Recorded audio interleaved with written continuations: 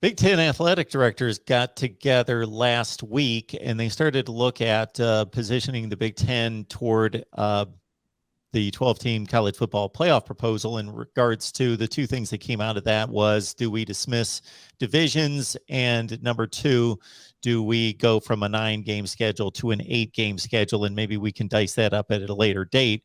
But in regards to looking at the 2022 schedule, Tim, there were some changes made across the league to kind of deal with some truncated schedules that were the result of COVID in 2020 and so forth. So for Penn State, how does that shake out?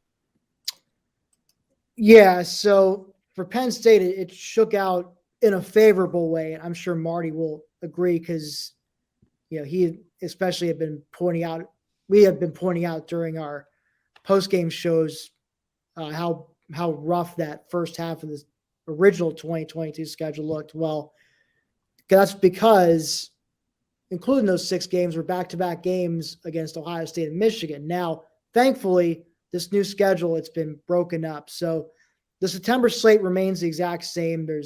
They open with a trip to Purdue, and then 2 weeks later they go to Auburn for the return game from last year, and then they have Ohio and Central Michigan at home. But now the big change, first week of October, instead of hosting Ohio State for the whiteout, they host Northwestern, which will be a much more winnable game, at least for that portion of the schedule. And then maybe more importantly, they have a bye week after that before they go on the road to face Michigan October 15th. And then after Michigan, there's a home game of Minnesota sandwiched in between that and what will likely be the whiteout game against Ohio State on the last Saturday of October, the 29th. So, whiteout of Ohio State on Halloween weekend. Wouldn't want to have it any other way. I don't know about you, Marty, but it's I'm sure that'll make for a nice evening. Yeah, especially because looking at that schedule, I mean, you got to think there's a good shot. Excuse me, Penn State could be looking at 6-1 going into that game, or 6-1 would it be? How many? 5, 7? Yeah, 6-1. Yeah, because I guess we figure they lose. If maybe Michigan's the most likely loss. Yeah, that's because you look at add Jordan Hare's never easy, but man, Auburn's a freaking dumpster fire right now. Can't keep coaches, can't keep players on their roster. At Purdue's not going to be easy to start the year, especially with Jeff Brom, terrific coaching staff there with the Boilermakers, but they lost a lot. And not as daunting as going to Madison to open the season. No, absolutely not. And Northwestern's never easy because that's what Pat Fitzgerald does. It's like playing Iowa. He's going to suck you down to a 19-17 game or something like that. But, Minnesota could be challenging, especially that's got trap game written all over it. Sandwich's revenge. Yeah, especially sandwiched between Michigan and Ohio State. But, man, if Penn State can be 6-1 going into that whiteout on Halloween weekend, that's going to be one jacked up Beaver Stadium. It's win, lose, or draw. That's going to be a lot of fun and a great atmosphere that night. But, yeah, the changes to the schedule definitely benefit Penn State.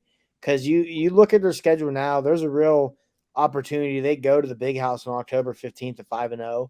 I'd argue that they're definitely going to be their first 5 games. Obviously, other than maybe Auburn, they're definitely more talented than every team they play. And even Auburn, I got to think at this point with the transfer portal, it's Penn State's more talented than they are. So, yeah, I'm going to wait and see on Auburn. I mean, it's easy.